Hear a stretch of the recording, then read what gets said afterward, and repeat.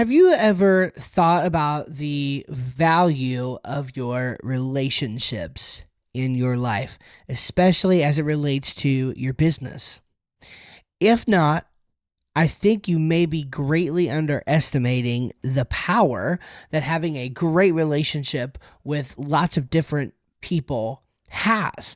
Now, if you're like me, you love people, but sometimes putting yourself out there and building relationships is actually just not the easiest thing for you to do.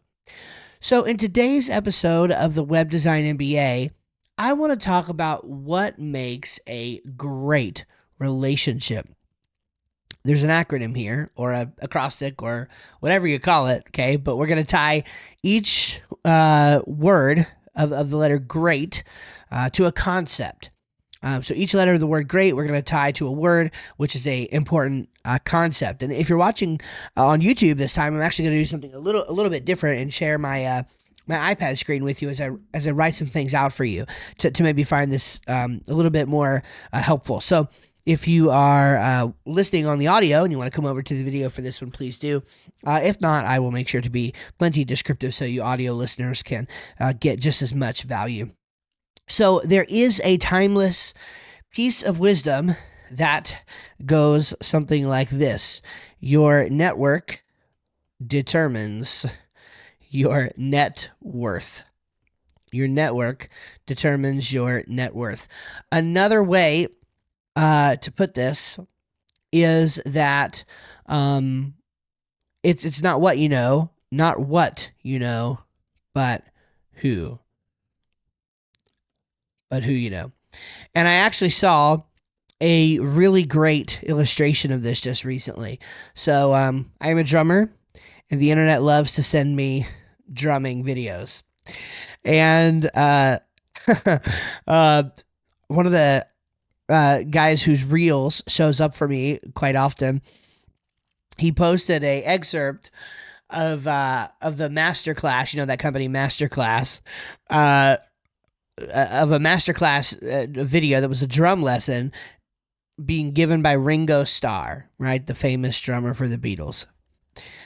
And it was objectively the worst drum lesson I've ever heard in my life. It was. Worst drum lesson I've ever heard. It was terrible. I mean, basic concepts. He was not even getting right. The stuff you learn in the first, three drum lessons, if you're taking professional lessons, Mr. Ringo was getting wrong. That was the first thought I had, and that was in fact the point of the reel. The second thought I had was, but this guy's the richest drummer probably on the planet alive today, almost certainly, if not in history. And I really, really was taken back by that thought that, Ringo is not well known for being an amazing drummer. But he is well known by his affiliation. And so right now, no matter where you believe you are in the journey, no matter where the talent shakes out for you, if you know the right people, you can go far. And great relationships are the foundation here.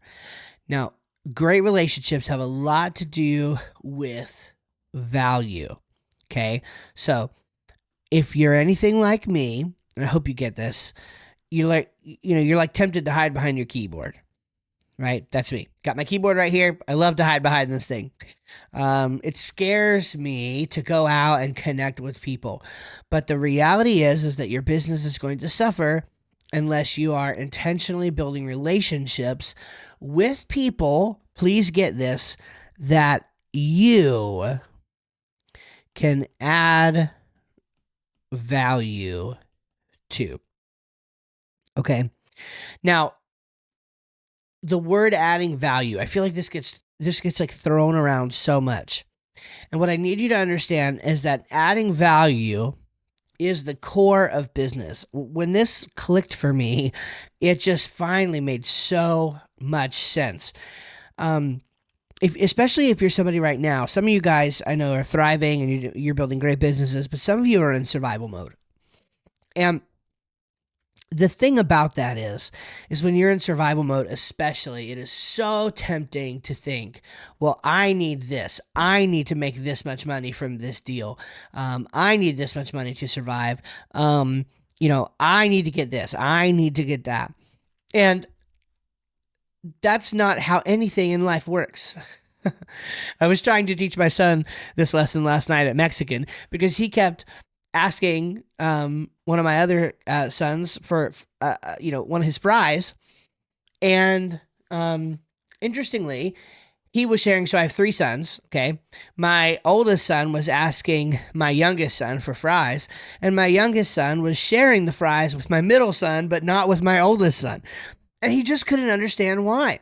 And so I used it as a lesson, as a teaching point. And I asked my youngest son. I said, "What? Can you just tell me? You're not going to get in trouble. There's no wrong answers. I'm just really curious.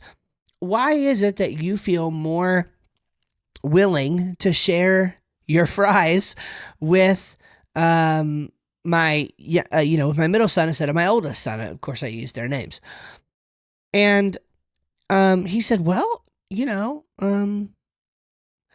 he's just mean. He's just the younger, the middle son is he's a kindergartner, so he said, the middle son is more nicer than the oldest son." And I said, "Here's what's interesting." I told my oldest, I said, "Look, man, if you want something from somebody, you have to understand that you can't just be a taker. Okay, you're seen as being a taker. Multiple times you've tried to steal a fry off of his plate. Okay, you're being a taker. In order for you to be rewarded with things, you have to be a giver." So the framing here is that you're not trying to get something from people. You're trying to give something to people. When someone's life is more valuable as a result of having interacted with you, then there's a sort of natural debt between you that gets created. The issue that you have to remember is that the goal is not to accrue the debt. The goal is to add the value. Now, again, there is a difference between making a deal, right? A business transaction, and then just being a giving and generous generous person, knowing that what's due you is going to come back around. And according to the Bible, maybe even 10 or 100 times fold. You never know. Okay, being a giver and sowing seeds into the universe is a fantastic way to build wonderful relationships and to have all the success in life that you ever want. So great relationships can really give you almost anything that you want in life and business. So let's use the word great as a framework to sort of define what a great relationship is. Maybe somebody can tell me in the comments. I can never remember if this is called an acrostic or an acronym. But anyway, this is this is what we got. So we're going to go with it. All right. So a great relationship. So the first word here that I want to cover is the word giving. Great relationships are giving. Okay. And it's not that you're never going to get. In fact, we're going to cover that in just a moment, okay? It's not that you're never going to get, but I cannot stress to you how important it is to have a giving first posture. Because what ends up happening is if you try to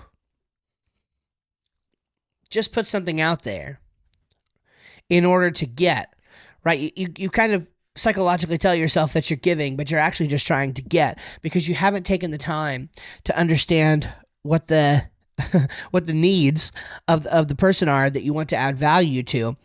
They will know that you're just trying to get instead of give. when you give, it turns out you can't help but to be successful, because in order to give, you need to truly understand what the person wants and what the person values. So I want you to think about this. I came up with this thought last night because I think it'll just help you remember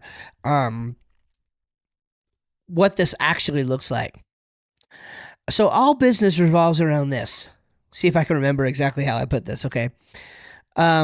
Solving, watch this, solving a painful, pesky problem, okay? Solving a painful, pesky problem for, that's an important word, for a particular person, lots of P's to help you remember, okay? Solving a painful, pesky problem for a particular person who is willing to pay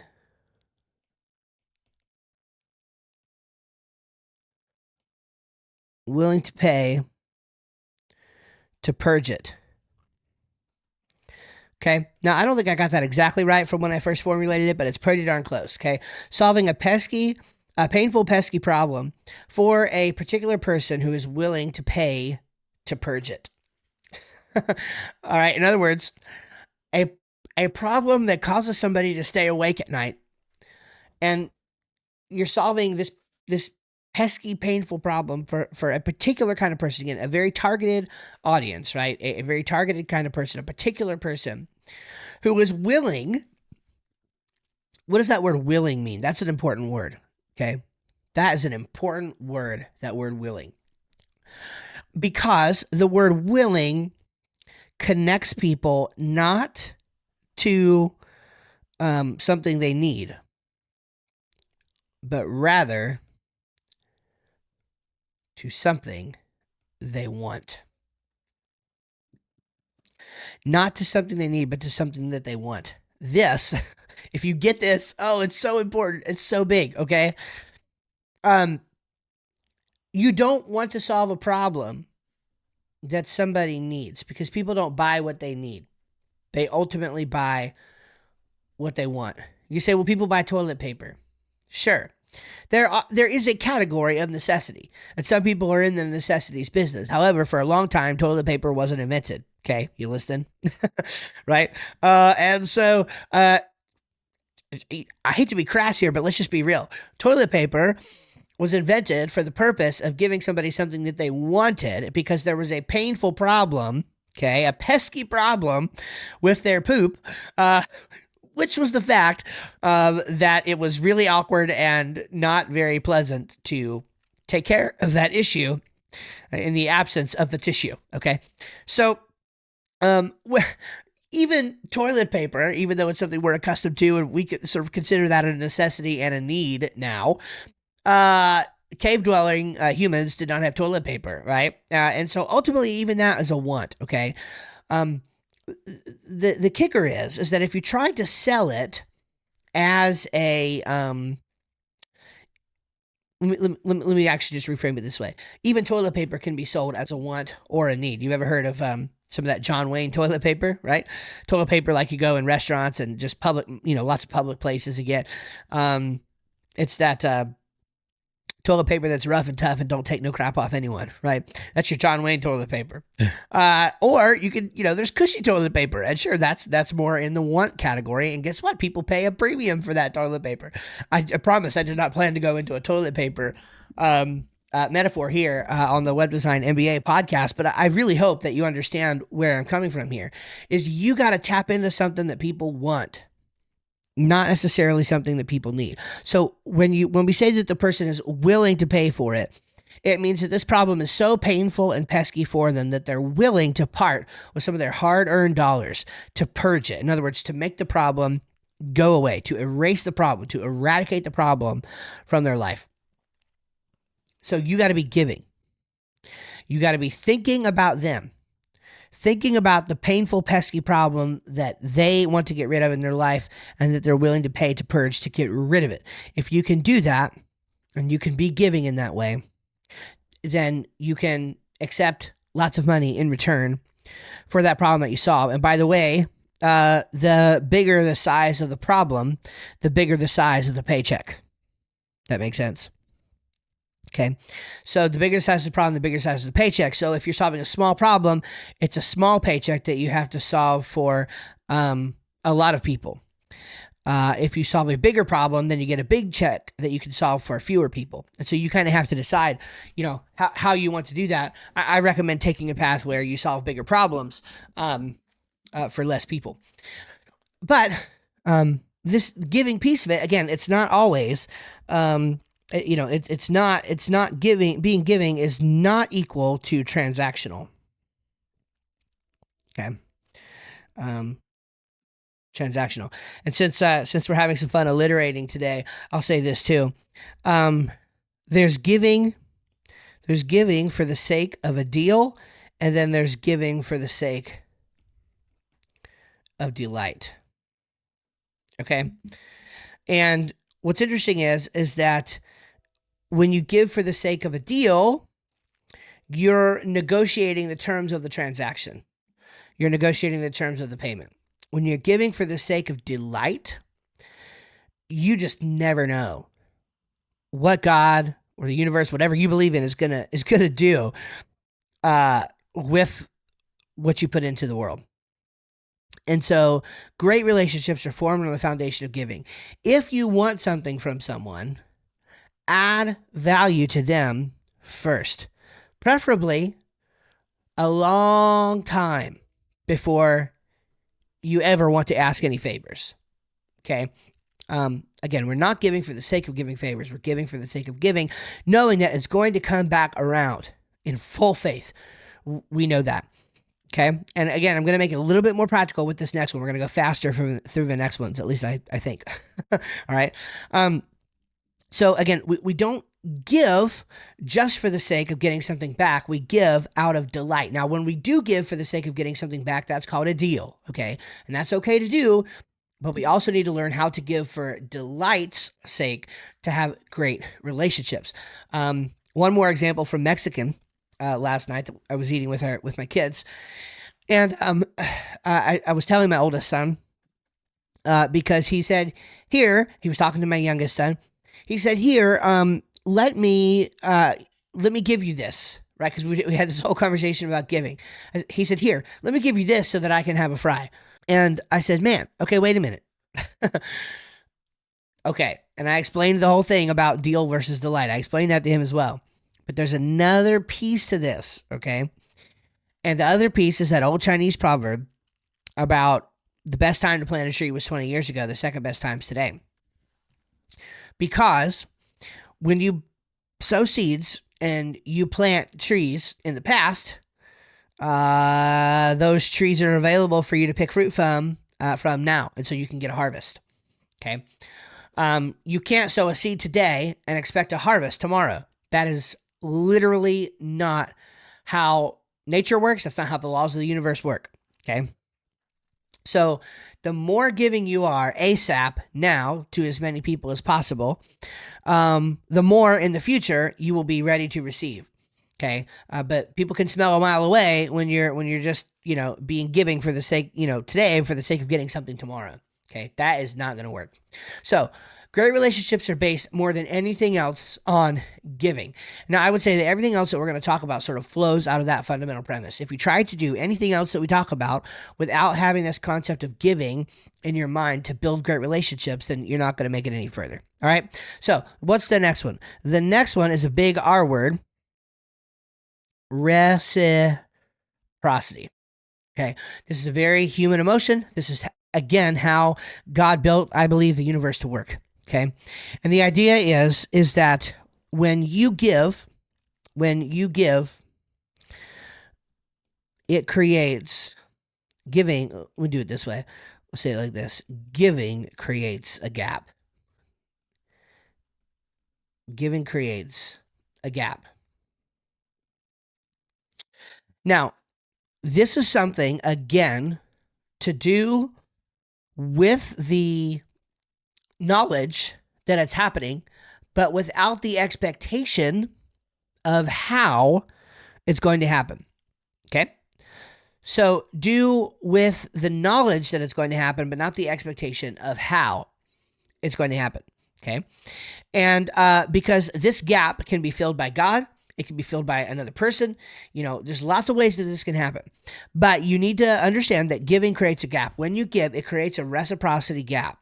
And in the mind of the person that you've given to, and frankly, just out in the world, and this may sound a little mystical, but I believe this is how God built the universe to work. There's plenty of evidence, and it's even all throughout the Bible, okay? There's a reciprocity gap. And so when you give, God wants to make sure that gift is restored to you, and sometimes even in greater measure than you could have possibly imagined, or in a multiple of what you actually gave to start with. And so, again, there are many practical ways this could work out. It could be as simple as you giving to somebody. That creates a reciprocity thing. They give to you later. Or maybe you gave the waitress at the restaurant last night an extra tip, and you get a check in the mail one day for that amount, or for a multiple of that amount. That was kind of like, wow, that's amazing. Maybe it's not a check in the mail. Maybe you go to the doctor and there was something that you were extremely concerned about, and that report came back wonderful. And it's like gratitude, gratefulness, right? Having a grateful heart that came back to you in some way. And again, you're not trying to like crisscross and be like that crazy guy who's tying all the connections in that meme together and like trying to be a conspiracy theorist. It's not that. Reciprocity is giving with the knowledge that it's going to come back to you, probably in a multiple, but not the expectation of how. Okay, so giving creates that reciprocity gap, and a foundation of great relationships is reciprocity. Back and forth, working together. Give a little, get a little. Give a lot, get a lot, etc., etc. Okay, the next one, again, trying to move a little faster here, is empathy. Okay, empathy. This ties back to what we were initially talking about with the idea of, if you don't know what a person needs and you don't empathize with their needs, it's going to be very hard to communicate to them in a way that they understand. And a foundation of all great relationships is communication and empathy. Okay, being able to understand to the best of your ability the problem somebody has, how you can add value and help solve it. Okay. And again, this is a business podcast. It's a business podcast for web designers, right? So some of this stuff might sound like really weird, or like, why are we talking about this? Because if you're not doing this, you're missing business, right? This is business. Great relationships are the foundation of business. And what we're talking here can be carried beyond the business world. And I hope you do carry it beyond the business world, but especially if your business is suffering right now, or you feel like something's missing and you don't know what it is, it could be this. It could be that you don't have any great relationships. By the way, when it comes to, I'm not going to get ahead of myself. We're gonna go into it. Empathy. I think you understand what we're talking about there. Let's get to attention real quick. Okay, let's go attention, because this gets into what I was just wanting to start saying. Attention. You can't have a great relationship with someone who doesn't know you exist. That makes sense? You can't have a great relationship with someone who never hears from you. And so a foundation of great relationships is attention. I've read a few times now Donald Trump's The Art of the Deal. Whether or not you love Donald Trump, that's neither here nor there. But he's a very interesting case study. Even people who hate him recognize his skill and abilities. I found it so fascinating reading his book, The Art of the Deal, because he walks through a week in the life in the first chapter. And 80% plus, maybe 90% of his activities are phone calls And an outsized proportion of them are him reaching out to people with whom he wants to maintain a great relationship, showing gratitude to them, thanking them, congratulating them on something that, some sort of milestone that just happened in their lives. People do business with the Donald because the Donald makes them feel like he cares about them. Okay. And this is a huge unlock in business. If people understand that you care about them, they will do work for you. They will do business with you. And so the questions I would ask are you following up with past clients? Are you keeping in touch with past clients, or do you just let them pay you every month and only reach out when they need something? Right? Do you check in? Do you see something on social media that they posted and then say, hey man, I just send them a message. Hey, that's really awesome. Congrats on that. Really proud of you. Do you do that kind of thing? Do you connect with them? Do you act like you care about them? Do you actually care about them? Attention. Big deal. Okay. Again, people must know that you exist. Nobody can do business with you if they don't know that you exist. It's very simple. Last and finally, time. Time. The foundation of all great relationships is simply time. Now, time in two ways. Some relationships come down to time spent together. This is especially the case with your children, right? Your kids value time with you more than just about anything else. Probably your spouse values time with you just about more than anything else. Okay. In your business relationships, I don't necessarily think it's as much about the time spent together as it is about the time spent in awareness of one another. Okay. The time spent in the great relationship. Okay. The time spent doing all the other things, the giving, the reciprocity, the empathy having, right? The attention. I form a great relationship with my clients because we work together over the course of years. We don't really do one and done projects. Okay. So time. Great things take time, including building great relationships. And so you're going to want to keep sowing seeds into your relationships and investing into your relationships for the long haul. Okay. Don't do anything with a short-term focus. Everything that you do with a long-term focus, and especially in building great relationships. And I believe that is going to help you. Well, I hope this episode in general has been a help and a blessing to you. A little bit different one today. If you didn't like it, let me know. If you did like it, let me know. Say more like this in the YouTube comments or less like this. That's fine.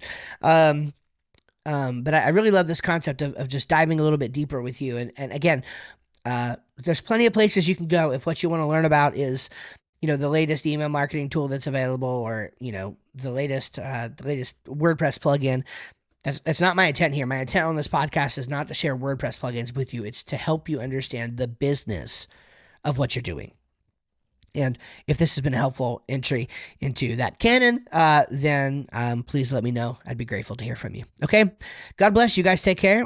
And join me at webdesignmba.substack.com for more sort of longer form written thinking like this. Okay. God bless y'all. Take care. Bye-bye.